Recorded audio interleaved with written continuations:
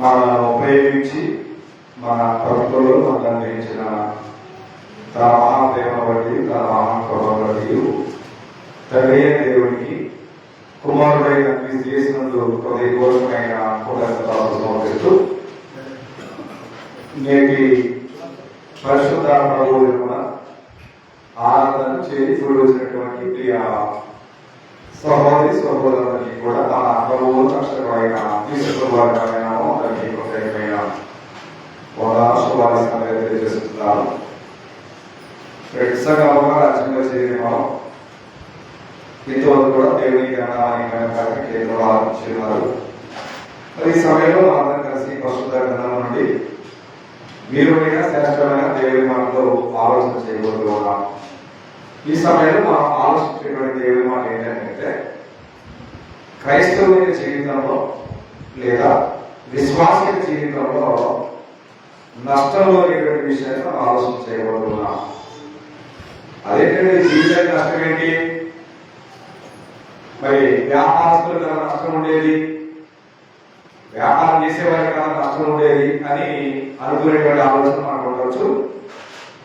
కానీ ఆ కష్టము అనేది భౌతిక సంబంధమైనవి. క్రైస్తవుల జీవితంలో కలిగే నష్టాలు ఆత్మ సంబంధమైనవి. అవి పోల్చగలిగేవి, ఇవి పోల్చగలిగేటువంటివి. కాబట్టి లాభం మూలంగానే ఆశపడతాం, నష్టం మూలంగానే బాధపడతాం. కానీ ఆ లాభ నష్టాలు అనేటువంటివి భౌతిక సంబంధం అయితే ఇబ్బంది లేదు. కానీ ఆత్మ సంబంధమైన జీవితానికి కూడా నష్టాలు వచ్చి ఉన్నాయనే విషయాన్ని మాత్రం క్రైస్తవులు గమనించలేని పరిస్థితి. కాబట్టి నష్టము అనేటువంటిది ఆత్మ సంబంధంగా ఉంది, నష్టం అనేది భౌతిక సంబంధంగా కూడా ఉంది కదా. అయితే భౌతిక సంబంధమైన జీవితంలో నష్టమైన ఇబ్బంది లేదు, కానీ ఆత్మ సంబంధమైన జీవితంలో నష్టమైతే కనుక చాలా ఇబ్బందులు ఉన్నాయి. కాబట్టి అదే కోణంలో మనము భౌతిక సంబంధమైన నష్టాన్ని మనం ఆలోచించినట్లయితే శ్రద్ధ గలవారి యోచనలు లాభకరములో చెప్పబడింది. ఎవరి ఆలోచన? శ్రద్ధ గలవారి యోచన అంటే ఆలోచన. వారి ఆలోచన లాభకరమంట. తాలిమి లేక పనిచేసే వాడు నష్టాలకు వెళ్తారనే భావానికి గ్రంథం పోస్తూ సామెతల గ్రంథము 21వ అధ్యాయము 5వ వచనం మనం ఈ సమయంలో గురించి ఆలోచన చేయబోతున్నాం. సామెతల గ్రంథం 21వ అధ్యాయము 5వ వచనం. సామెతల గ్రంథం 21వ అధ్యాయము 5వ వచనాన్ని మనము గ్రంథం నుంచి గమనించినట్లయితే శ్రద్ధ గలవారి యోచనలు లాభకరములు, తాలిమి లేక పనిచేయ వారికి అంటే ఆలోచనలో కూడా లాభాలు ఉంటాయి కదా. ఆలోచనలో కూడా లాభాలు ఉంటాయి, ఆలోచనలో కూడా నష్టాలు ఉంటాయి అనే భావాన్ని జ్ఞానేశ్వరము మనకి జ్ఞాపకం చేస్తూ కింద వచ్చేసరికి తాలిమి లేక పనిచేసే వారికి అన్నాడు. అంటే జ్ఞానం లేక, సరైన ఆలోచన లేక, సరైన దృక్పథం లేక, సరైనటువంటి నియంత్రణ లేక ఉన్నటువంటి ప్రజలకు కూడా ఏమవుతుంది? నష్టం వచ్చింది చెప్పేది కదా. సో రెండు మాటలు ఎక్కడ చెప్పబడ్డాయి. ఏమని? శ్రద్ధ గలవారి యోచనలేమో లాభకరమలేము, తాలిమి లేక పనిచేసే వారికి నష్టమే వచ్చింది అన్నాడు. సో ఏ వ్యక్తి అయినా లాభాలు అనే మాట ఆశించాలి అంటే ఎంతో జాగ్రత్త, ఆలోచనలో జాగ్రత్త, మాటలో జాగ్రత్త, నడకలో జాగ్రత్త, అన్ని విషయాలలో జాగ్రత్తగా ఉన్నప్పుడే మనము భౌతిక సంబంధంగా లాభాలను మనకు రాణించగలుగుతాం. లేకపోతే నష్టాలతో మనకు మన జీవితాన్ని ముగించవలసిన విషయాన్ని కూడా అంతా బోధిస్తుంది. కాబట్టి తాలిమి లేక పరిచయ వారికి నష్టమే ప్రాప్తించుదు అంటాడు. సో లాభ నష్టాలు అనేటువంటివి ఎవరి చేతుల్లో ఉన్నాయంటే మన చేతుల్లో ఉన్నాయి. అలాంటి భౌతిక సంబంధ జీవితంలో కూడా లాభ నష్టాలు మన జీవితాల్లో ఉన్నట్టు అలాంటి ధర్మవచనం కూడా చూస్తే లాభాల విషయాన్ని పక్కన పెడితే మనిషి మాటల్లో కూడా నష్టం ఉందన్నాడు. మనిషి యొక్క మాటలు ఇచ్చకపు మాటలు అనే మాట గ్రంథం మనకు బోధిస్తున్నది. ఒకసారి సామెతల గ్రంథము 26వ అధ్యాయము 28వ వచనాన్ని మనం గ్రంథంలో వచ్చి ఆలోచన చేయబోతూ ఉన్నాం. సామెతల గ్రంథం 26వ అధ్యాయము 28వ వచనాన్ని, అబద్ధములాడువాడు తాను నలగొట్టిన వారిని ద్వేషించును అన్నాడు. అబద్ధములాడువారు తాను నలగొట్టిన వారిని ద్వేషించును అన్నాడు. నలగొట్టడం అంటే అర్థం ఏంటంటే గొడ్డలో పెట్టు సుత్తు పెట్టే పట్టణంలా వారి ప్రవర్తన నియమాలని సరిగా లేనప్పుడు మార్చుకోమని, సరిదిద్దుకోమని, సరిచూసుకోమని ఎప్పుడైతే మనం విశాల దృక్పథంతో చెప్తూ ఉంటామో వారు వారి ఆలోచనలన్నీ మార్చుకోవడం చేత కాక ఏం చేస్తూ ఉంటారంటే మనుషులను ద్వేషిస్తూ ఉంటారు. అదే మార్చుకోవడానికి చూడండి ఒకసారి. అబద్ధములు ఆడువారు తాను నలగొట్టిన వారిని ద్వేషించును అన్నాడు. నిజంగా ఒక అర్థాన్ని గ్రంథం నుంచి మీరు చూస్తే యేసు క్రీస్తు వారి యొక్క ద్వేష అనే దేహాన్ని నలగొట్టారు. కొట్టారు కదా, నలగొట్టారు. నలగొట్టిన వారిని ఎవరిని కూడా ప్రభు ద్వేషించలేదు. ఏమన్నాడంటే, తండ్రి వీరేమి చేస్తున్నారో వీరెవరు అన్నాడు. కారణం ఏంటంటే వారు చేసేది వారికి తెలియదు. వారికే కాదంట, యేసు ప్రభు యొక్క మరణము, సమాధి, పునరుద్ధాన సంబంధమైన విషయంలో ఆ ప్రస్తావన, ఆ పని వెనుక ఉన్న ఉద్దేశం అనేది లోకాధికారంలో ఎవరికి లేదు అన్నాడు.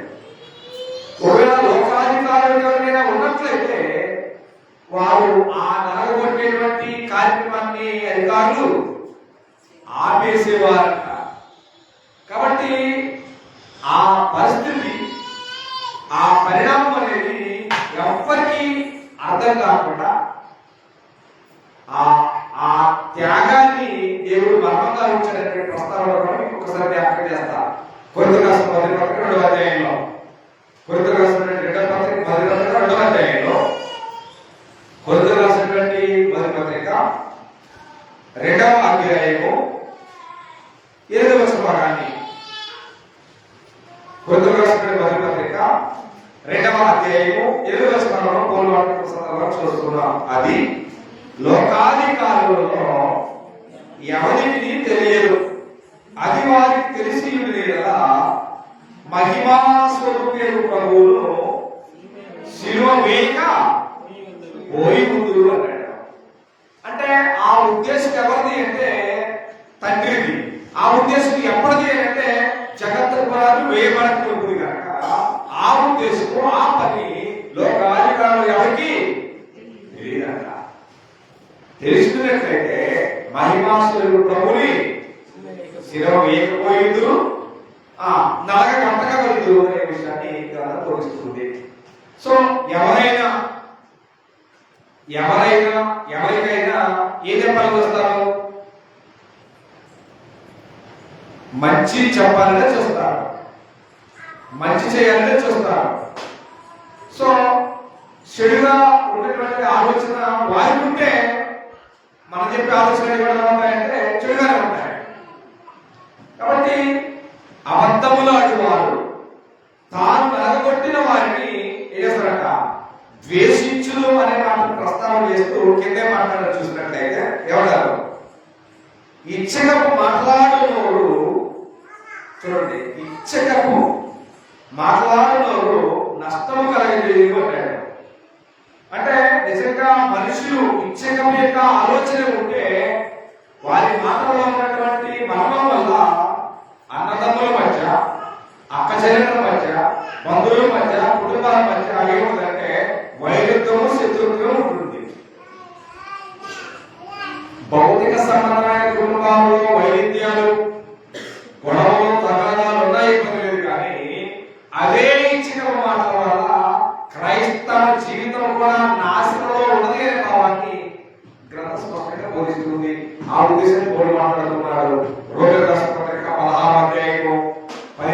వచనాల్లో రోమిలకు రాసిన పత్రిక 16వ అధ్యాయము 18-19 వచనాలను మనం గమనించినట్లయితే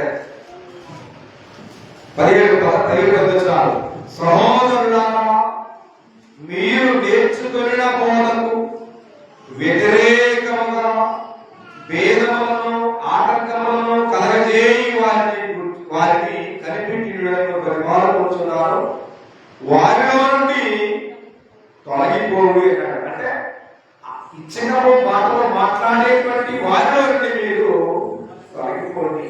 కారణం ఏంటంటే వారి మాటలలో ఏ మానవుడు వర్ణింపలేనంత నష్టం వచ్చింది కనుక మీరు వారిలో నుండి తొలగిపోండి అన్నాడు. రేపు మరణ సందర్భంలో పేతురు మాట్లాడుతూ ఏమంటే మీరు మూర్ఖులను ఈ తమ వారికి వేరై అన్నాడు. వేరవడం అన్నా తొలగిపోవడం అన్నా రెండు ఒకటే అర్థం సూచిస్తూ ఉంటాయి. కాబట్టి పౌరు మాట్లాడుతూ చూడండి, అట్టివారు తొలగిపోండి, అట్టివారు మన ప్రభువైన క్రీస్తులకు కాక తమ కడుపులకే దాసులు, ఇప్పైన మాటల వలన ఇచ్చకముల వలన నిష్కపటుల మనసులను ఏదనక మోసపుచ్చుదురు అన్నాడు. అంటే మనుషులు మాట్లాడే మాటల్లో ఉన్న ఇచ్చకము మాటలు అంటే తడి గుడ్డలో గొంతులు పోసే మాటలో లోకంలో ఉన్న ప్రజలకు పెద్దగా ఇబ్బంది లేదు, కానీ వాక్యపరంగా ఉన్నటువంటి అదే ధోరణి మన జీవితంలో ఉన్నట్లయితే మన జీవితాలకు వచ్చే నష్టము వర్ణింపలేనటువంటిది. దేవునికి కదా అదే మాట ప్రస్తావించి పౌలు మాట్లాడుతున్నాడు. కాబట్టి వారి ఇచ్చకపు మాట వల్ల నిష్కపటుల మనసులను మోసపుస్తారయ్యా, మీరు జాగ్రత్తగా ఉండాలనేటువంటి భావాన్ని పౌలు ప్రస్తావన చేస్తున్నారు. పౌలు మాట్లాడేటువంటి మాటలో ఇచ్చకపు మాట్లాడిన మోసం ఆత్మ సంబంధమైనది అయితే, సోమరు మాట్లాడుతున్న మాటలో ఒక ఇచ్చకం అనేది భౌతిక సంబంధమైనది. భౌతిక సంబంధమైన వాళ్ళు ఇబ్బంది లేదు, కానీ ఆత్మ సంబంధమైన వారిలోనే చాలా నష్టం ఉంటాయి. కాబట్టి ఒకవేళ భౌతిక సంబంధంగా మాట్లాడిన ఇచ్చకపు మాట్లాడాలన్నటువంటి బంధుత్వం తల్లి అయినా తండ్రి అయినా అన్నదమ్ములైనా అక్క చెల్లెలైనా విడిచిపెట్టినా ఇబ్బంది ఏం లేదు. ప్రభువులు చెప్పిన మాసం చేయడం నా నిమిత్తము, నా స్వార్థ నిమిత్తము, మీ తండ్రినైనా మీ తల్లినైనా మీ అక్క చెల్లెలు మీ బంధువుల మిత్రులు ఎవరైతే విడిచిపెడతారో వాటికంటే రెట్టింపైనటువంటి దేవుడు నేను రాజ్యంలో ఇస్తానే వాడుకోవడం చెప్పారు. కాబట్టి భౌతిక సంబంధంగా లోకంలో ఉన్నవారు ఎవరు విడిచిపెట్టినా, ఎవరు విడిచిపెట్టకపోయినా, ఎవరు అంత ఉన్నా ఎవరు అంత ఉండకపోయినా ఆత్మ సంబంధమైనటువంటి ఆలోచన ప్రకారంగా మాత్రం మనము నష్టాలను తొలగించుకోకూడదు అనేది గ్రంథం బోధించే వాస్తవాలు. చాలా మంది ఎంత భక్తిపరంగా జీవిస్తూ ఉన్న ఆలోచనలతో యావత్తు భౌతిక సంబంధమైన నష్టం గురించి ఆలోచన చేస్తూ ఉంటారు. ఆత్మ సంబంధమైన నష్టం గురించి మనం ఆలోచన చేయం. కారణం ఏంటంటే యేసుక్రీస్తు వారు ఒక ప్రాంతానికి వెళ్ళి భోజనం చేస్తున్న సమయంలో ఒక స్త్రీ వచ్చి విలువైనటువంటి అత్తను తీసుకుని కాళ్ళ మీద పోసి తుడుస్తూ ఉంటాయి. ఆ సందర్భాన్ని చూసినటువంటి అపోస్తులు ఈ నష్టమెందుకు, ఏమిటి ఈ నష్టమెందుకు, ఈ అత్తని అమ్మి ఆ డబ్బునిస్తే పేదలకు ఇచ్చేవాళ్ళం కదా అనేటువంటి ఆలోచన వారు చేశారు.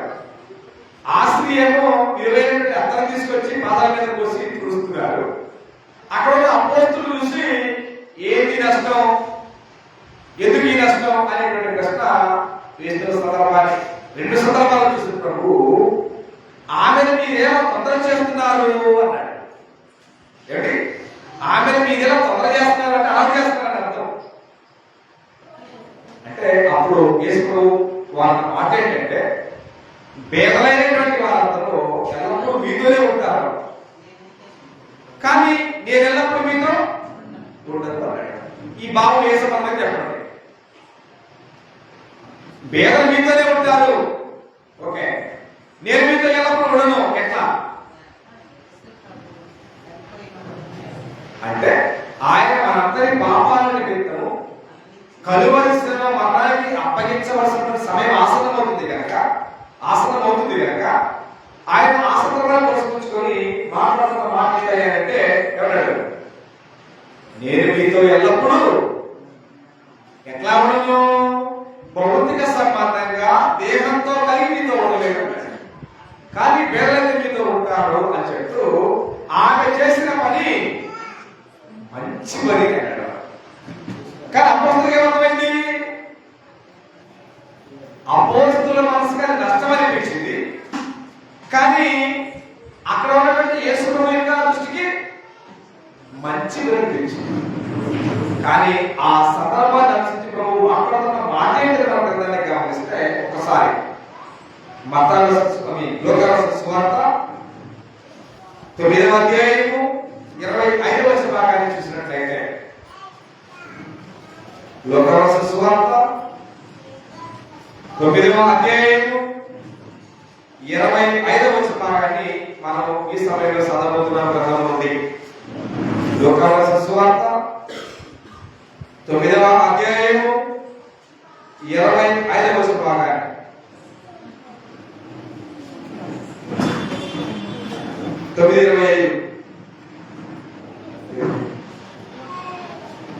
ఒకసారి మత్తయి సువార్త 26వ భాగాన్ని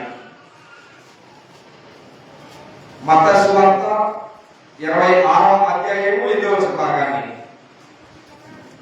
మత్తయి సువార్త 26వ అధ్యాయము 8వ భాగాన్ని మీరు చూసినట్లయితే యేసు బేతనీయలో కుష్ఠరోగి అయిన సీమోను ఇంట ఉండినప్పుడు ఒక స్త్రీ మిక్కిలి విలువగల అత్తరపుని తీసుకొని ఆయన ఎదురుకు వచ్చి ఆయన భోజనం కూర్చుండగా దానిని ఆయన తన మీద పోసారు. శిష్యులు చూసి కోపపడి ఈ నష్టమెందుకు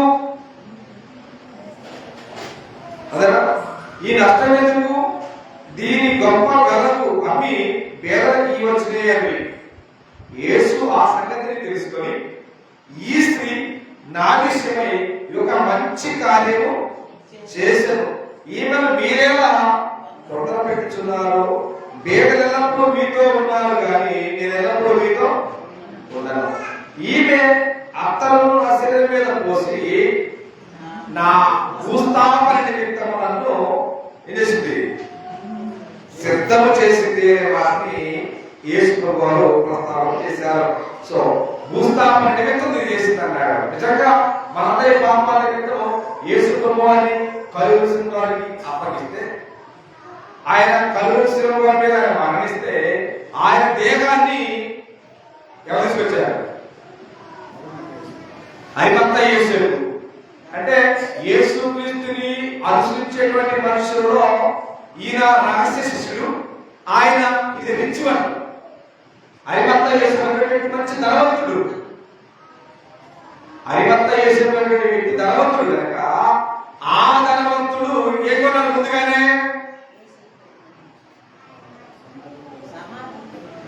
అరిమత్తయ్య చేసినటువంటి వ్యక్తి ధనవంతుడు కనుక ఆయనకున్న ధన సంపత్తిని బట్టి ఆయన కోసం సమాధి కొనడం. కానీ అన్ఫార్చునేట్లీగా దేవుని చిత్త ప్రకారంగా ఆ సమాధిని ఎవరికీ యేసు ప్రభువుకు వచ్చింది. మరి నా కోసం దొరుకుతున్నానే, మరి ఇంత నష్టమైంది అని యోసేపు అనుకున్నాడా? నాకు మహాభాగ్యం అనుకున్నాడు ఆయన. ఆయన కొనిన సమాధి ఇప్పటికి కూడా ఖాళీగానే ఉంటాయి. కాబట్టి ఆయన చేసినటువంటి ఆమె చేసిన పని బట్టి మీరు చూస్తే ఆమె నుంచి మాట్లాడుతూ సర్వలోకములో సువార్త ఎక్కడ ప్రకటించబడుతుందో ఆమెను ప్రశంసించేటువంటి గొప్ప యోగ్యత ఉంది అని చెప్పుకొచ్చాడు. దేనికంటే యేసు ప్రభువు చనిపోయిన తర్వాత మళ్ళా ఒక వ్యక్తి నీళ్ళలో చనిపోతే స్నానం చేయించి కొత్త బట్టలేసి అత్తలేసి పన్నీరేసి పూలేసి దండలేసే పని ఉండదు ఇక్కడ ఉందో లోకంలో. కానీ యేసు ప్రభువు యొక్క దేహానికి సమాధి విషయంలో అంత సమయం కానీ అంత ఛాన్స్ కానీ ప్రజలకు లేదు కనుక ఆ పనిని దేవుడు తన చిత్తానుసారంగా ఒక స్త్రీ చేత యేసుక్రీస్తు వారి ముందే సిద్ధం చేయించాడు. కాబట్టి ఆ విషయం నుంచి మాట్లాడుతూ సర్వలోకమందు ఈ సువార్త ఎక్కడ ప్రకటింపబడునో అక్కడ ఈమె చేసినది ఈమె జ్ఞాపకార్థంగా ప్రశంసించబడునని మీతో నిశ్చయముగా. ఆయనను సమాధి చేయాలి అంటే, సమాధి చేశారు అంటే, ఆయన పునరుద్ధానానికి లేచారు అంటే ముందుగా చెప్పుకోవాల్సింది ఏమన్నాయంటే సమాధికి ఆయనను సిద్ధం చేసిన స్త్రీ గురించి. కాబట్టి ఆమె విషయమై ఏ విధంగా ఈమె జ్ఞాపకార్థంగా ప్రశంసించబడు. ఎక్కడ సర్వలోకంలో ఎక్కడ సువార్త ప్రకటించబడుతుందో ఆ సువార్తకు సంబంధించిన పని ముందు ఎవరు చేశారంట? ఆ స్త్రీ చేసింది. ఆ స్త్రీ చేస్తేనే అది మన సువార్త అయింది. కాబట్టి ఇది కొంతమందికి నష్టమైంది. భౌతిక సంబంధంగా ఆలోచన చూస్తే, ఆత్మ సంబంధంగా చూసిన భావాన్ని మనం చూస్తే అది ఎంతో దీవెనకరమైన మంచి మరే భావాన్ని గ్రంథం మనకు బోధిస్తుంది. సో లోకంలో మనం చేసే కార్యక్రమాల బట్టి కూడా చాలా మంది నష్టం అనుకుంటారు. ఏ నష్టం అనుకుంటారు అంటే, ఒకడు సర్వ లోకాన్ని సంపాదించాడంట. ఎవడి? సర్వ లోకాన్ని సంపాదించాడు, తన ప్రాణాన్ని పోగొట్టుకున్నాడు. ఏ ప్రయోజనం? ఏమైనా ప్రయోజనం ఉందా? ఏ ప్రయోజనం లేదు. సో మనమంటే సర్వలోకాన్ని సంపాదించేటువంటి పరిస్థితి మనకు లేదు. కానీ సర్వలోకాన్ని ఒకనాడు సంపాదించేటువంటి గ్రేట్ ఎలక్టర్ ఆయన ఉన్నారు. ఆయనకి మొత్తం వయసు అంతా కలిపితే మొత్తం 37 సంవత్సరాలే. 37 సంవత్సరాల్లోనే ఆయన ఎంతో చక్రవర్తిగా ప్రసిద్ధిగాంచాడు. ఆయన సంపాదించిందేమి? రాజ్యాలు, రమణులు, రత్నాలు, వజ్రాలు, వైడ్యాలు, కెంపులు అన్ని 32 సంవత్సరాలకే సంపాదించాడు. సమస్తాన్ని చూచాడు, సర్వలోకాన్ని సంపాదించాడు. కానీ విషపూరితమైనటువంటి జనానికి మరణించాడు. ఏం సంపాదించాడు? సంపాదించిన దాని వలన అతనికి ఏమైనా ప్రయోజనం ఉందా? ఏమీ లేదు. సో మనం కూడా దేవుణ్ణి విడిచి, దేవుని వాక్యాన్ని విడిచి, దేవుని పనిని విడిచి ఈ లోకంలో ఎన్నో ఆడంబరంగా ఆత్రంగా ఎన్నో సంపాదిస్తాం. ఏ సంపాదించినా అవి మీ మీద ఏం చెప్తాయి? దేవుణ్ణి విడిచి ఈ లోకంలో ఏ మానవుడు సంపాదించే ప్రతిదైనా అది వారి మీదనే సాక్ష్యం చెప్పుద్ది. ఏమని? నిన్ను విడిచి, నీ పనిని విడిచి, నీ ఉద్దేశాన్ని విడిచి, నీ చిత్తానికి వ్యతిరేకంగా వీళ్ళు సంపాదించింది ఇది అని చెప్పి సంపాదించిన ఆస్తి మన మీద సాక్ష్యం చెప్పుద్ది. అయ్యా ఆస్తి ముందా దేవుడి ముందయ్యా అంటే వీళ్ళు ఏమన్నారయ్యా అంటే వీళ్ళు ఆస్తే ముందన్నారయ్యా అని చెప్పి ఆస్తి మన మీద రేపు సాక్ష్యము చెప్పడానికి కూడా సిద్ధంగా ఉందనే విషయాన్ని మర్చిపోకండి. ఎందుకంటే కంటికి కనబడకుండా ఉన్న సూక్ష్మాతి సూక్ష్మమైనటువంటి దుమ్మికే అంత పౌరాపటాన్ని దేవుడిస్తే ఇవాళ వెండిని, బంగారాన్ని, లోకాన్ని చేతులతో తాకి కదా, అవకాశం ఉంటే పెదాలతో ముద్దు పెట్టుకొని ఆస్తులు, బంగారం, వజ్రాలు, వేడిరాలు అని ముద్దులు పెట్టుకొని మనం ఇల్లు చేస్తున్నప్పుడు అవి రేపటి దినాలు మనకు సాక్ష్యానికి రావంటారా? కనపడనేటువంటి ధూళే సాక్ష్యం అవుతే మరి చేతులతో తాకేయి మనకు సాక్ష్యం అవ్వా? బంగారులాగా అవుతాయి. కానీ ఆ నష్టం మనకు అర్థం కావట్లా. లోక సంబంధమైన నష్టం అర్థమైనట్టు ఆత్మ సంబంధమైన నష్టం అర్థం కావట్లా. అర్థమయ్యే నాటికి ఏడే ఉండదు, అర్థమయ్యే నాటికి ఇక్కడ ఏమి ఉండదనే భావాన్ని కూడా గ్రంథాన్ని గమనిస్తూ ఉంది. కాబట్టి అన్నాడు, ఒక మనుష్యుడు సర్వలోకాన్ని సంపాదించుకొని తన ప్రాణాన్ని తాను పోగొట్టుకోవడం వల్ల అతనికి ఏమి ప్రయోజనము లేదా ఏంటి అనేటువంటి విషయాన్ని గ్రంథం బోధిస్తుంది. ఆ వచనాన్ని ఇప్పుడు మీరు చూడండి. లోకాసువార్త 9వ అధ్యాయము 23వ వచన భాగాన్ని గ్రంథం నుంచి మనం చదవబోతున్నాం. లోకాసువార్త 9వ అధ్యాయము 25వ వచన భాగాన్ని చదవబోతున్నాం. ఈ సమయంలో ఒకడు లోకమంతయు సంపాదించి తన్ను తాను పోగొట్టుకుని ఎడల లేక నష్టపరుచుకుని ఎడల వారికి ఏమి ప్రయోజనము? ఏ ప్రయోజనం ఉందా? ఏమీ లేదు. సో ఈ లోకంలో జీవిస్తూ ఉన్న లోకంతులకి తెలియకపోయినా పర్వాలేదు, కానీ క్రైస్తవులమైనటువంటి మనకు తెలియాల్సినటువంటి విషయం ఏంటంటే లోక సంబంధమైన నష్టం ఉంది, భౌతిక సంబంధమైన నష్టం ఉంది. అంటే లోక సంబంధమైన నష్టము, ఆత్మ సంబంధమైన నష్టము. సో ఆత్మ సంబంధమైన నష్టం ఎట్లా ఉంటుంది అని అంటే అదోలాగా ఉంటుంది, భౌతిక సంబంధమైన నష్టం ఎలా ఉంటుంది అంటే అదోలాగా ఉంటుంది. సో ఈ రెండింటిలో తారతమ్యం గమనించినట్లయితే ఆత్మ సంబంధ నష్టాల విషయం జ్ఞాపకం చేస్తా. దేవుడు ఉన్నారు, దేవుని పని కోసం ఈ భూమి మీద మనందరినీ దేవుడు సృష్టించాడు. దేనికోసం? ఆయన పని కోసం, ఆయన మహిమ కోసం, ఆయన కోసం మనందరూ సృష్టించాడు. మనం ఆయన పని ఎప్పుడు చేస్తాం?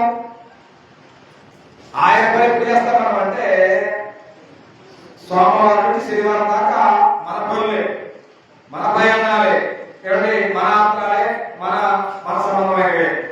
కానీ ఒక ప్రభు దినము గురించి మాత్రమే మాట్లాడుతున్న సందర్భం ఉంది. నీ సన్నిధిలో ఒక దినము కలుగుట 1000 దినముల కంటే శ్రేష్టమైన వాళ్ళు చెప్పబడింది. అంతకంటే ప్రాముఖ్యంగా సమాజముగా కూడుట మానక అన్నాడు. అంటే దాని అర్థం ఏంటంటే దేవునికి చేసే పనిని మీరు మానద్దు, దేవునికి ఇచ్చే మహిమ విషయంలో మీరు మానుకోవద్దు అనే ప్రస్తావాన్ని పరిశుద్ధాత్ముడు మనతో మాట్లాడుతున్నాడు. కానీ మనం ఏం చేస్తుంటామనంటే లోక సంబంధమైనటువంటి పని, లోక సంబంధమైన ఉద్యోగం, లోక సంబంధమైన జీతము, లోక సంబంధమైన బంధువులు మిత్రులు చేసేటువంటి పిలుపులు, వాటన్నిటి గురించి మనము ఎవరు పక్కన పెడతామంటే దేవుడిని పక్కన పెడతాం. దేవుడిని పక్కన పెట్టి మనం పలికిని సంపాదించాం.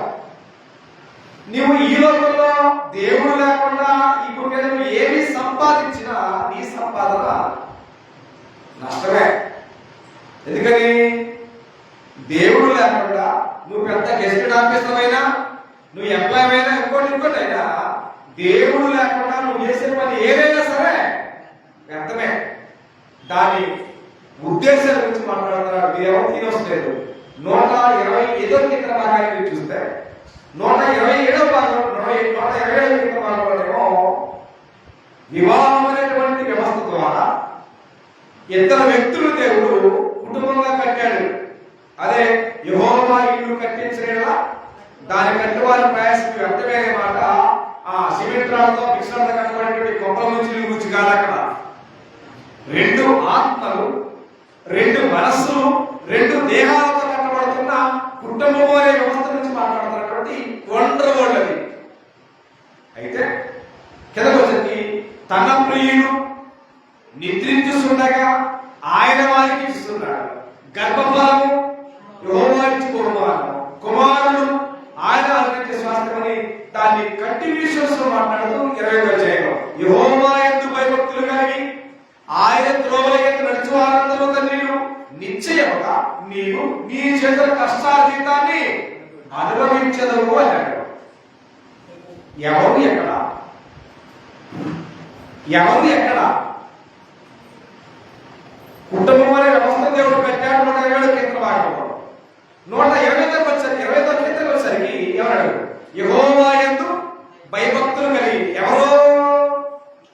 ఎవరినైతే దేవుడు వివాహం అనేటువంటి వ్యవస్థ ద్వారా భార్యాభర్తలుగా కట్టాడో, ఆ కట్టినటువంటి కుటుంబంలో పిల్లలతో ఎవరైతే ఉన్నారో వారందరూ యెహోవా యందు భయభక్తులు కలిగి ఆయన త్రోవలో నడుచు వారందరూ తండ్రిలు నిశ్చయముగా నీవు నీ చేతుల కష్టార్జితమును ఎప్పుడు యెహోవా యందు భయభక్తులు కలిగి ఆయన త్రోవలో, ఆయన మార్గాల్లో దేవుని ఇష్టము మేరకు బ్రతుకుతున్న ప్రతి కుటుంబాన్ని బట్టి మాట్లాడాలి. కానీ లోకంలో ఉన్న ప్రజలు నేను ఉద్యోగస్తుని, నేను ఎంప్లాయీని, నాకు డబ్బులు ఉన్నాయి, నాకు మొదలు, నాకు మేడలు ఉన్నాయి, నాకు దేవుడితో పని లేదు అనేటువంటి అనాలోచన ఏమైతే ఉందో వారి జీవితాలు నష్టమే. ఆ నష్టాన్ని ఏ మానవుడు వర్ణించలేని పరిస్థితి. కాబట్టి దేవుడు లేని ప్రయాణం, దేవుడు లేని జీవితం, దేవుడు లేని కుటుంబం ఏదైనా సరే అది అన్యాక్రాంతమైన కుటుంబం. ఆ కుటుంబానికి అన్ని వేళలా మిగిలేది నష్టమే. కాబట్టి అన్నాడు, నిశ్చయముగా నీకు నీ చేతుల కష్టాన్ని అనుభవిస్తావు. ఎప్పుడు? నీ కుటుంబం అంతా యెహోవా యందు భయభక్తులు కలిగి ఉన్నప్పుడు, నీ కుటుంబం అంతా ఆయన మార్గాలు నడుస్తున్నప్పుడు మాత్రమే అది జరిగే పరిణామం, అది శుభ పరిణామము. అది లేకపోతే నీవు సంపాదించినప్పుడు రోడ్ల మీద సిద్ధుకాయతలాగా పారిపోతుందనే విషయాన్ని దయచేసి ఎవ్వరూ మర్చిపోకండి. కాబట్టి గ్రంథం బోధిస్తున్న వాస్తవాలు ఏంటంటే చాలా మంది ప్రజలు ఆరాధన చేస్తూ ఉంటారు. కానీ మనము ఈ లోకంలో సమస్తాన్ని విడిచిపెట్టి దేవుని వెంబడించాలని దేవుడు కోరుతున్నాడు. కానీ మనం ఏం చేస్తామంటే సమస్తాన్ని వెంబడించడం కోసం దేవుడు విడిచిపెడతాం. విదూరమైన సంగతి. ఆ నష్టం అనేది ఏమాను వరించలేడు. కానీ ఆ నష్టం తగిలినాడు అది అర్థమవుతుంది, మామూలు అర్థం కాదు. సాఫీగా సాగినంత కాలం ఇబ్బంది లేదు. మనకు మించినటువంటి వీరుడు శూరుడు ఎవడో మీద లేడు. కానీ ఎదురు దెబ్బ తగిలినాడు ఆయన కొట్టిన కొట్టుడికి కళ్ళు బయలుగా పరిస్థితుంది. అది గమనించాలి మనం దేవుని పిల్లలారా. కాబట్టి పౌరుడు కూడా పరిగెత్తాడు, మురుగులను ఎదురుదన్నాడంట. కానీ దేవుడు కొట్టిన కొట్టుడికి ఏమైంది? 2 కళ్ళు పోయాయనే విషయాన్ని కూడా గ్రంథం బోధిస్తుంది. కాబట్టి దేవుని చిత్తానికి వ్యతిరేకంగా, దేవుని నామానికి వ్యతిరేకంగా, దేవుని వాక్యానికి వ్యతిరేకంగా ఏ జీవితం భూమిలో వర్ధిల్లదు అనే విషయాన్ని మర్చిపోకండి. వర్ధిల్లదు అంటే అర్థం ఏంటంటే నీ ప్రతి అడుగు కనుక మిగిలిన నష్టమే. కాబట్టి నష్టం కోసం కావాలి అంటే లోకంలో పరిగెత్తు, నష్టాలు మానాలి అంటే దేవుని కోసం పరిగెత్తు. కాబట్టి దేవుని కోసం పరిగెత్తగలిగితే సమస్తము కూడా అది మేలు ఉంటుంది జీవితానికి. ఆ వాస్తవాలు నాకు తెలియదు. కానీ మనం కనబడే వాటి వరకు మనం వెంబడిస్తూ ఉంటాం కనుక మన జీవితాల్లో మన తత్వంలో నష్టం అనేది ఎలాంటిదంటే వర్ణింపలేని దేవుని పిల్లల వాస్తవానికి. కాబట్టి ఇక్కడ నన్ను తాను నష్టపరుచుకోవడం వల్ల ఏమి లాభం ఉన్నది అనే విషయాన్ని గ్రంథం స్పష్టంగా బోధిస్తున్న గ్రంథాన్ని గమనించినట్లయితే, కాబట్టి ఈ లోకంలో జీవించే ప్రతి మానవ జీవితానికి ఏమి కావాలో దేవుడికి తెలుసు, అనుగ్రహించేదేవాడు దేవుడే. కాబట్టి యాకోబు రాసిన పత్రిక 1వ అధ్యాయం 10వ వచనం చూస్తే, శ్రేష్టమైన ప్రతి ఈవియు సంపూర్ణమైన ప్రతి వరము పరసంబంధమైనది జ్యోతి వేళకు తండ్రి ఎదురుకి వచ్చింది అన్నాడు. ఏంటది? శ్రేష్టమైన ప్రతి ఈవి, సంపూర్ణమైన ప్రతి వరం ఎక్కడిది? పర సంబంధమైనది. ఎక్కడి నుంచి రావాలా? తండ్రి దగ్గర నుంచి రావాల్సిందే.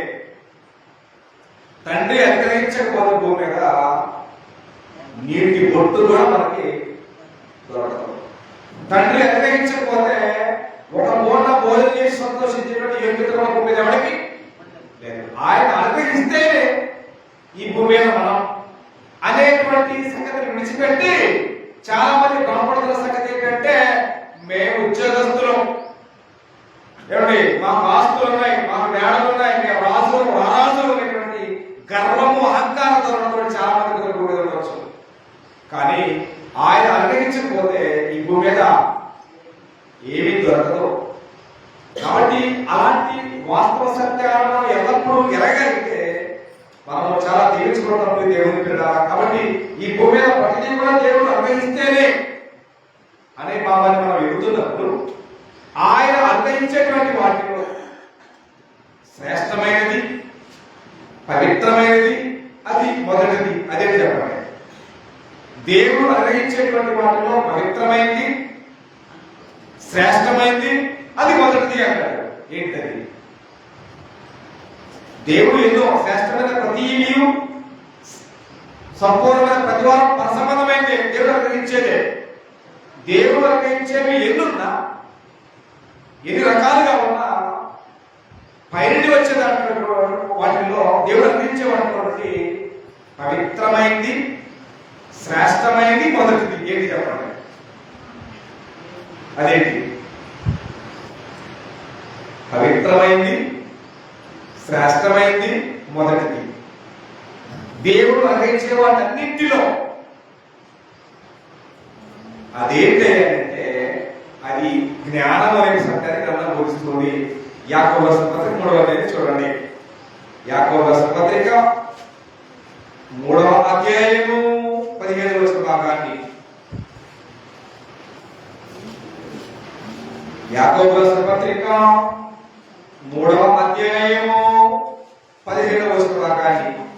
అయితే పైనుండి వచ్చు జ్ఞానము, పైనుంచి అంటే గాలి నుంచా కాదు, పర సంబంధమైనదై పరలోకములో నుండి జ్యోతిర్మయులకు తండ్రి యొద్ద నుంచి వచ్చేటువంటి జ్ఞానము ఎట్లాంటిది? పైనుండి వచ్చు జ్ఞానము మొట్టమొదట పవిత్రమైనది అన్నాడు. జ్ఞానం మాత్రమే పవిత్రమైనది అన్నాడు.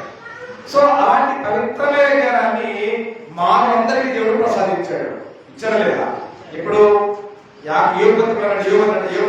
మాట ఆకాశవంశం కంటే బుద్ధిని, భూజంతువుల కంటే జ్ఞానాన్ని దేవుడు దయచేశాడు.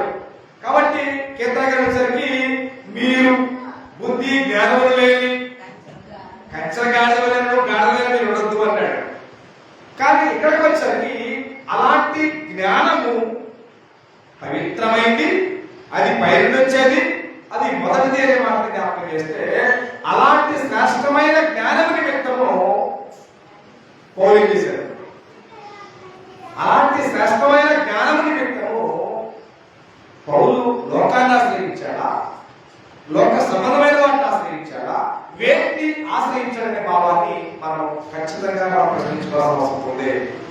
దాన్ని చదవబోతున్నాం ఈ సమయంలో. పీతరు రాసిన పత్రిక 3వ అధ్యాయము 7వ వచనం భాగాన్ని చదవబోతున్నాం ఈ సమయంలో.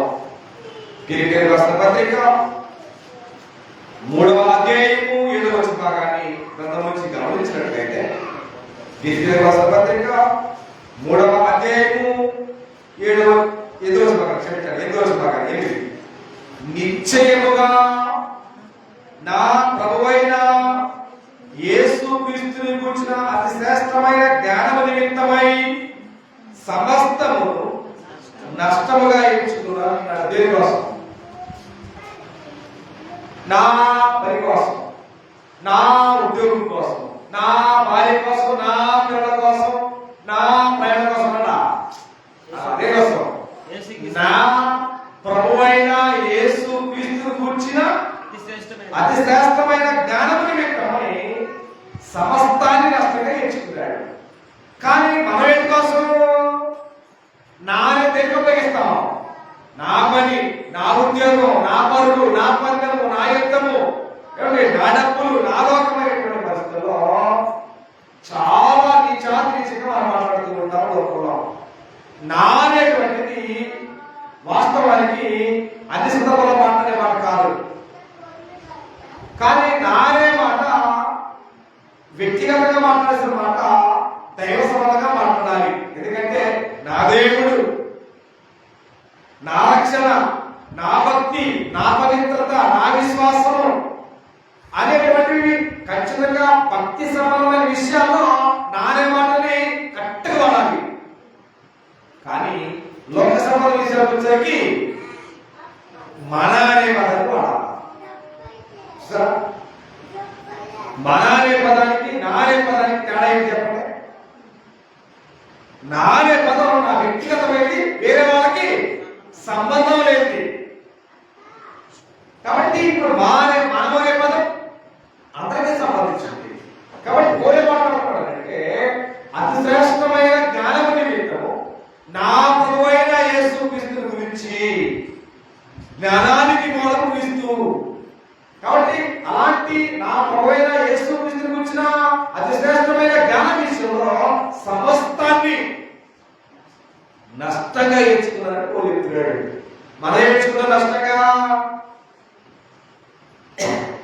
పని ఉందంటే దేవుడు లేడు, ప్రయాణం ఉందంటే దేవుడు లేడు, జ్ఞానం లేదు, ఏమీ లేదు. కానీ నిజంగా అక్కడ మాట్లాడుతున్న మాటలో ఉన్న భావాన్ని లేదా ఉద్దేశాన్ని మనం గమనిస్తూ ఉంటే పౌరు యొక్క ఆలోచనలో లోకమంతా వేరైనా నా ప్రభువైన యేసుక్రీస్తు గురించిన అతి శ్రేష్టమైన జ్ఞానము నాకు అవసరం. కాబట్టి సమస్తాన్ని నేను విడిచిపెట్టాను. అవి నాకు సంబంధం లేదు అనేటువంటి ప్రస్తావన పౌలు చేశారు. కానీ ఇవాళ ఆ భావం ఏమిటంటే మనం ఎంతమంది ఆలోచనలు మాట్లాడలేదు. ఎంత దేవుని బలమైనా, ఎంత మనసు పొందినా, ఎంతసేపటికి మన ఆలోచన అంతా కూడా లోక సంబంధమైన జ్ఞానం కోసం మాత్రం ఆలోచన చేస్తాం. ఎందుకంటే లోక సంబంధమైన నష్టం కనబడేది, ఆత్మ సంబంధమైన నష్టం కనబడేది కనుక కనబడే దాని వరకు మాత్రమే మనం ఆలోచన చేస్తాం. ఏ అపోస్తులుగా అర్థం కాల, తన మీద అర్థమయ్యగానే ఎందుకయ్యా ఇది అని చెప్పి అపోస్తులు ప్రశ్నించారు. అది భౌతిక సంబంధమైన నష్టం. కానీ అక్కడ జరిగేది లాభము ఆత్మ సంబంధమైన దాని విషయంలో తెలిసింది, స్త్రీకి తెలిసింది. ఆ చేసిన పనిని బట్టి ఆ నష్టమా లాభం అనేది కావాలని ప్రభు బోధించారు, ప్రభు సృష్టించారు. కాబట్టి ఇవాళ కూడా మనం చేస్తున్న వారికి కూడా మనం చేసే పని లాభకరమైన నష్టమైన విషయం ఎక్కడ వచ్చిందంటే వాక్యాన్ని చదివించినప్పుడు అర్థమవుతుంది. కానీ వాళ్ళ ఆత్మలో ఎవరు కూడా ఆలోచించే పరిస్థితుల్లో లేరని గ్రంథాన్ని బోధించి వాస్తవం దేవుని కూడా మీకు అంతగా సరే 3వ అధ్యాయం చూడండి. అయినను ఏమేమి నాకు లాభకరములో అయినో వాటిని క్రీస్తు నిమిత్తం నష్టంగా ఎంచుకొని అన్నారు. క్రీస్తు కోసం, దేవుని కోసం, దేవుని పని కోసం, స్వార్థ పని కోసం నష్టంగా ఎంచుకునేవాడు ఎవరో చెప్పండి. కొటారు కొలమైన కోట్లాకి ఇవ్వనేటువంటి శాసనం ఉంది. ఏంటంటే కొటారు కొలమైన కోట్లాకి అంత ఆస్తులు అధిపతన కోట్ల మొత్తం పెట్టుకోలేదు అనేది లోక సంబంధమైన భావం అయితే, లోకము ఏమైపోయినా నాకు లోకంలో ఏమేమి లాభకరమైనాయో లాభాలను వదులుకుంటాడా? లాభాలు వదులుకుంటారా? వదులుకోరు. కానీ నాకు ఏమేమి లాభకరమో అయ్యాడో వాటన్నింటినీ క్రీస్తు నిమిత్తము నష్టంగా ఎంచుకొని నిజంగా పౌలు తన జీవిత ప్రారంభ దినాల్లో మేము చూస్తే ఆయన ఎలా ఉండేవాడంట, నేను పూర్వము దూషకుడను, హింసకుడను, దేవుని సంఘాన్ని కూడా నానా విధాలుగా హింసించారు అన్నాడు. అంటే సమస్తాన్ని నష్టంగా ఎంచుకునేటువంటి పౌరు నుంచి ఆలోచన చేస్తే ఇతని యొక్క మార్గము ప్రారంభించబడింది నష్టం ద్వారా, లాభం ద్వారా. దేవుని ఉద్దేశ సంబంధమైన వాక్య ప్రకారం మీరు చూస్తే పౌరు చేసినటువంటి పని లాభంతో కూడితే నష్టంతో కూడితే నష్టమా లాభమా?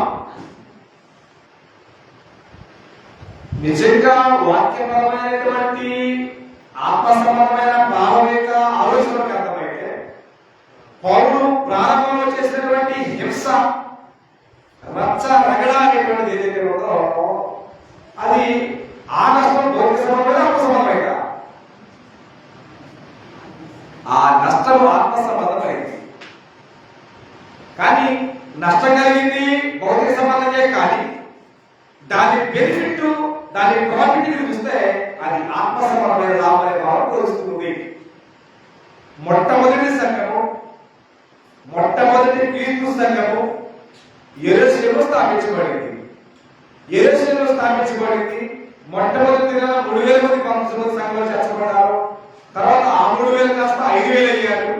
వాళ్ళు ఏం చేస్తున్నారంటే వాళ్ళకున్నటువంటి ఆలోచన, వాళ్ళ సంఘ సభ్యులు ఆస్తులన్నీ అమ్మి అపోస్తుల పాదాల మీద పెట్టారు.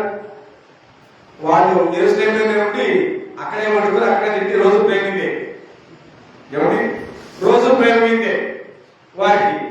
ఆ ప్రేమ విందులలో అసలైన దేవుని పనిని మర్చిపోయారు. ఆ పని వెనక ఎంతో నష్టం ఉంది. కానీ ఆ పని వెనక ఉన్నటువంటి లాభాన్ని మర్చిపోయి తింటాం, అక్కడే పడుకోవడం, అక్కడే బతుకుతూ వస్తుంది. ఆ సమయంలో అపోస్తులైన పౌలు ద్వారా దేవుడు ఒక కొరకాసు నిప్పు పెట్టాడు. కొరకాసు అనే పడకి మీకు ఎంత దేహాన్నైనా తగలబెట్టగలిగేది చిన్న కొరకాసే, చిన్న అగ్గిరామే. కాబట్టి పౌలు పెట్టినటువంటి ఆ దివిటి, ఆయన వెలిగించినటువంటి దివిటి ఏమైంది? ఆనాడున్నటువంటి స్థానిక సంఘానికి మొత్తానికి కదిలిపోయింది. అది దేవుడి చిత్రం. ఆ చిత్రం సంఖ్య ఎవరికి తెలియదు. సంఘానికి హింస కలిగిందన్న భావనే ఉంది తప్ప ఆ సంఘానికి హింస కలిగిన జరిగే మేలేంటో లాభం ఏంటన్నది ఎవరికి తెలియదు. అప్పటికప్పుడే సంఘానికి హింస కలిగితే సంఘానికి హింస కలిగిన వెంటనే అపోస్తుల కార్యక్రమం 8:4 కాబట్టి చెదిరిపోయిన వారందరూ ఏసారట. చెదిరిపోయిన వారందరూ ఏసారంటే యాభై కుటుంబంలో కూర్చొని దాక్కోరా ఏసారు. కాబట్టి చెదిరిపోయిన వారందరూ కూడా దేవుని వాక్యం ప్రకటిస్తూ సంచారం చేశారట. దానికి మూలంలో పౌలు. ఆ పౌలే దివిటీ పెట్టకపోతే, ఆ దివిటీయే పొల పెట్టకపోతే, ఆయన తగ్గిపోల తీయకపోతే ఆడే ఉండేవాడు. కానీ దేవుడు చిత్తం ఏంటంటే మీరు యెరూషలేములో, యోదయ, ఇంకా గలిలయ, బుద్ధిగత్తలో నాకు సాక్షిగా ఉండాలని దేవుడు చెప్తే వీళ్ళు ఆడే కూర్చొని పీటకు వేసి భోజనాలు తింటూ ఆనందాన్ని కాలంలో పోతున్నారు.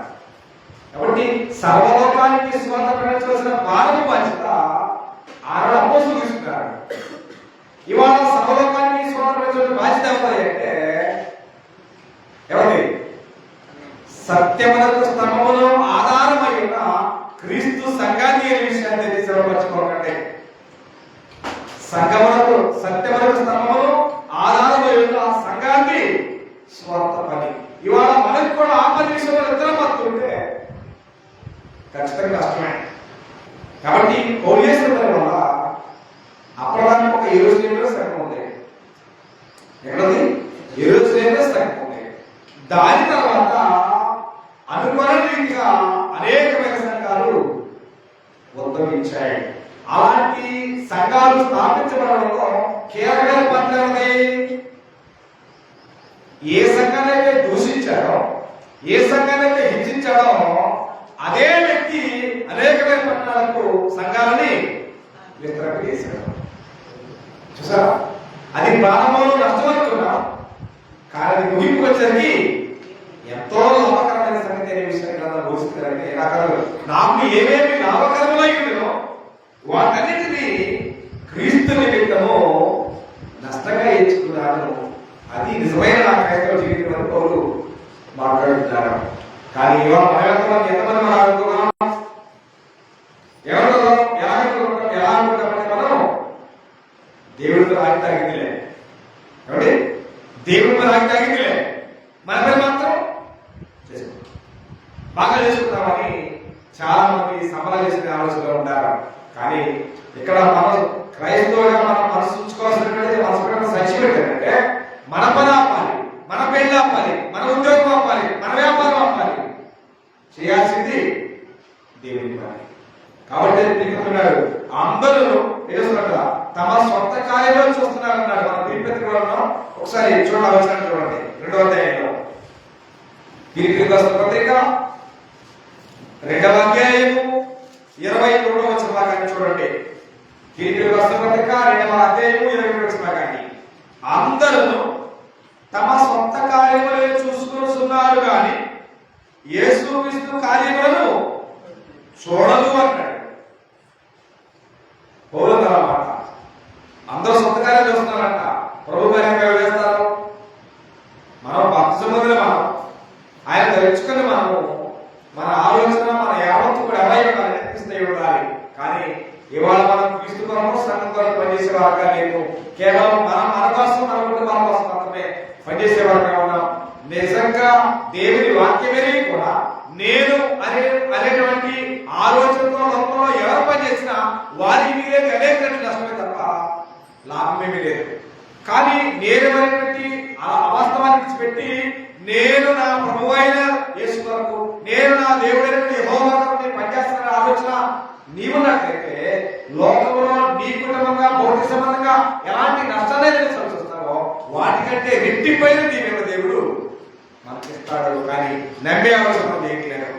కాబట్టి కదా ఎఫెసీ 3వ అధ్యాయం మనలో కార్యసాధకమైన ఎక్కడ మనలో కార్యసాధకమైన తన శక్తి చొప్పున మనం అడుగు వాటన్నిటికంటే ఊహించు వాటన్నిటికంటే అత్యధికమైన శ్రేయశక్తి దేవుడికి సమస్తము సాధ్యమే. కానీ నమ్మే ఆలోచన మనము ఇవాళ 10 వెళ్ళకపోతే 200 పోతాయేమో, ఇవాళ ఆడగలకపోతే 400 పోతాయేమో, ఆడగలకపోతే బంధువులు వస్తాయేమో అని చెప్పి బంధువుల కోసం, డబ్బుల కోసం, వాటి కోసం, వీటి కోసం దేవుని కూడా విడిచిపెట్టి ఆరువాటంగా లోకంలో పెడుతున్న క్రైస్తవులు. కానీ దాని వలన మన జీవితంలో కలిగేది అపారమైన నష్టం. ఆ నష్టం ఇవాళ మీకు ఏం అర్థం కాదు, అర్థమైంది. దానివల్ల మీరు ఎంతో నష్టమనే విషయాన్ని గ్రంథం స్పష్టంగా బోధిస్తుంది. కాబట్టి ఆయన కోసం సమస్తాన్ని కూడా పెట్టగా ఇచ్చారన్నాడు. అదే అధ్యాయం చూడండి, దీనికి ప్రత్యేక 3వ అధ్యాయము 11వ వచనం చూడండి. నాకు పునరుద్ధానం కలగవలనని ఆయన మరణం విషయంలో సమానుభావం గలవాడనై, చూసారండి, సమానుభావం గలవాడనై ఆయన పునరుద్ధానములను ఎరుగు నిమిత్తము, ఆయన శ్రమలో పాల్గొనడం ఏంటిదో ఎరుగు నిమిత్తము సమస్తమును నష్టపరుచుకొని వాటిని పెట్టతో సమానంగా ఎంచుకొచ్చున్నారని. అంటే లోకం కానీ లోకంలో ఉన్నవి ఏవి కూడా ఎన్నదగినవి కాదు. కాబట్టి భౌతిక సంబంధమైన లాభం ఏంటో, ఆత్మ సంబంధమైన నష్టమేంటో అనే విషయాన్ని రెండింటినీ ఏదేగాలి రెండింటినీ ఆలోచించగలిగితే మనం ధన్యులు అవుతాం. కానీ ఇవాళ మనం ఆత్మ సంబంధమైన నష్టం అర్థం కాక భౌతిక సంబంధమైన లాభం కోసం మనం పరిగెత్తితే నష్టం ఎవరికే? మనకే దేవుడికి వెళ్ళాలి. కాబట్టి ఇప్పటి వరకు సృష్టి ప్రారంభం నుండి ఈ క్షణం వరకు కూడా ప్రపంచం ఎంతో నష్టపోయింది కేవలం ఒకే ఒకదాన్ని ఆశించి. చెప్పగలరా? లోకంలో జీవించే ప్రతి మానవ జీవిత ప్రయాణం, గమనము, గమ్యము ఒకే దాని కోసం. ఏమండి? ధనము. సృష్టి ప్రారంభం నుండి ఈ క్షణం వరకు కూడా ప్రపంచంలో ఉన్న ప్రతి వ్యక్తి నాశనం అయిపోయింది ధనమే. అట్టి ఉద్దేశాన్ని అనుసరించి పోలే మాట్లాడుతున్నారో. చివరిగా తిమోతి రాసిన మొదటి పత్రిక 6వ అధ్యాయము 9వ వచనం నుండి, తిమోతి రాసిన మొదటి పత్రిక 6వ అధ్యాయము 9-10 వచనాల్లో ఉన్న సత్యాన్ని మనం ఈ సమయంలో చదవబోతున్నాం గ్రంథంలో నుండి. తిమోతి రాసిన మొదటి పత్రిక 6వ అధ్యాయము 9వ వచనం నుండి, ధనవంతులకు ఆపేక్షించువారు శోధనలోను ఉరులోను అవివేకయుక్తమైన ఆధిక్యమై అనేకమైన దురాశలలో పడదు అన్నాడు. ఏమండి? అనేకకరమైన దురాశలు అన్నాడు. సో గెహజీ జీవితానికి నష్టమేంటి చెప్పండి? గెహజీ జీవితానికి నష్టమేంటి అని అంటే అది ధనమేగా. రైట్. కొత్త నిబంధనలు చెప్తున్నటువంటి అననయ సఫీరా జీవితానికి నష్టం దేని వల్ల? ధనం వల్లే కదా. రైట్. మనం గ్రంథాలు చెప్తున్నటువంటి ఇస్కరియోతు యూదా జీవితం నాశనానికి కారణం ఏంటి? కాబట్టి పౌలు స్పష్టంగా మాట్లాడుతూ ఇక్కడ మాట్లాడుతున్నాడు, ధనవంతులకు ఆపేక్షించువారు. ఆపేక్ష అంటే కోరిక. ఎక్కడ? హృదయంలో. నేను నా కుటుంబం క్షేమం కొరకు నేను ఏదో ఒక రకంగా ధనాన్ని సంపాదించాలి అనేటువంటి కోరిక ఎవరి మనసులో అయితే పుడుతుందో, ఎవరి మనసులో అయితే ఉంటుందో వారి గురించి మాట్లాడుతూ ఆ శోధనలోను ఉరిలోను అవివేక యుక్తులను హానికరమైన అనేకమైన దురాశలో పడదు. అట్టివి మనుషులను నష్టములోను నాశంలోను ఉంచివేయను. ఎందుకనగా ధనాపేక్ష సమస్తమైన కీడులకు మూలము అన్నాడు. కొందరు దానిని ఆశించి విశ్వాసం నుండి తొలగిపోయి నానా బాధలతో తమ్మును తాము పొడుచుకొర్రి అన్నాడు. ఎవరి కోసం? ధనం కోసం. ఎవరి కోసం కాదు, ధనం కోసం.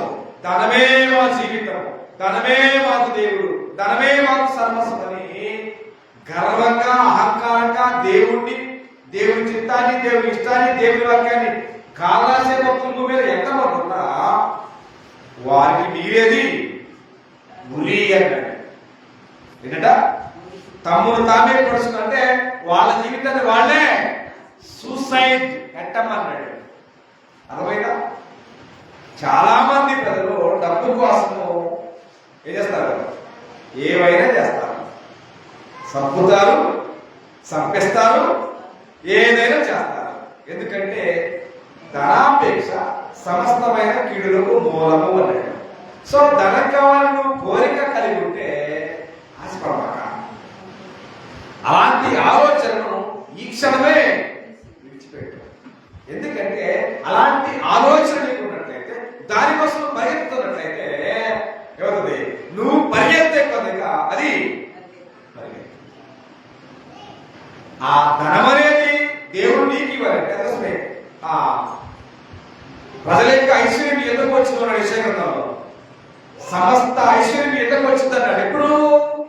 నీవు దేవుడిని వెతికితే, నువ్వు దేవుడిని వెంబడిస్తే, దేవుడు చెప్పింది నువ్వు చేస్తే, నువ్వు అడిగే వాటికంటే ఊహించే వాటికంటే దేవుడు సర్వసమృద్ధిని దేవుడికి ఇస్తాడు. ఎప్పుడు నీవు దేవుడి మనసులో ఉన్నదాన్ని వెతికితే దేవుడికి ఇస్తాడు.